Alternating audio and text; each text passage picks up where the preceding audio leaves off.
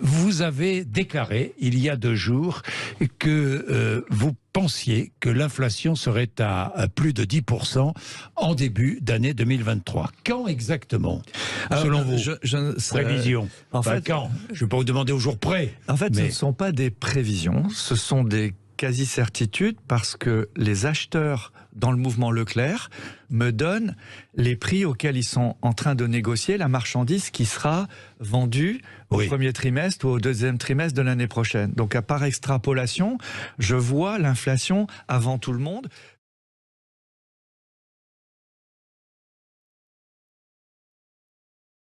Une voiture thermique, c'est 20 kg de cuivre. Normal. Ça, c'est au FI Asset Management, c'est 20 kg de cuivre. L'hybride léger, c'est 40 kg de cuivre. L'hybride rechargeable, c'est 60 kg de cuivre. L'hybride, le véhicule électrique, complètement électrifié, c'est 80 kg de cuivre. Donc en passant du thermique au véhicule électrique, je viens déjà de multiplier par 4 la quantité de cuivre. Déjà, je commence par là. Sachant que du coup, comme j'ai un véhicule électrique, bien fort que je le recharge, le pauvre. Donc je vais aller chercher sur des bornes. Vous avez des bornes, enfin des stations, des installations de recharge là. Et vous avez du niveau 1, du niveau 2, du niveau 3, machin. Bon, on va prendre le niveau 3. Niveau 3, station de rechargement d'un véhicule électrique, à peu près 120 véhicules qu'on peut recharger avec une quantité de cuivre. 100 kilos. Par prise. Ah oui. Avec... Donc tout est à crédit. Tout est à crédit, mais tout est à crédit depuis 20 ans. On a de croissance que la croissance de la dette, finalement.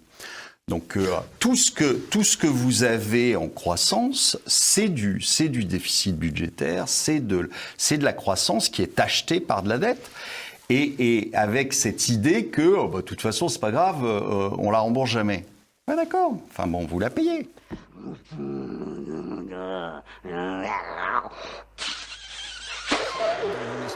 Donc, je reviens à ma question. Quand Emmanuel Macron dit « nous allons devoir faire face à la sobriété » et, dans la même phrase, dit qu'il faut laisser le chauffage à 19 et baisser la clim, est-ce que ça suffit ? Non, ça suffira pas.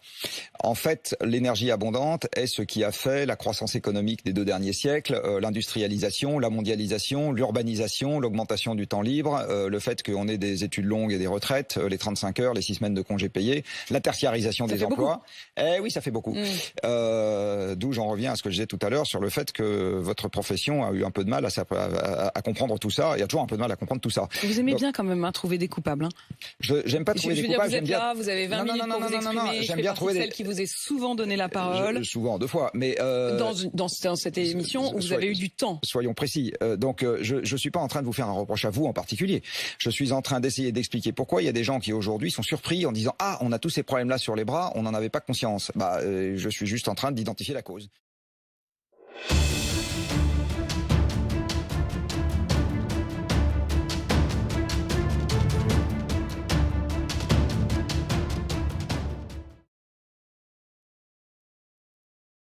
Calme-moi, toi. Calme-moi! Mieux que ça. Mieux que ça.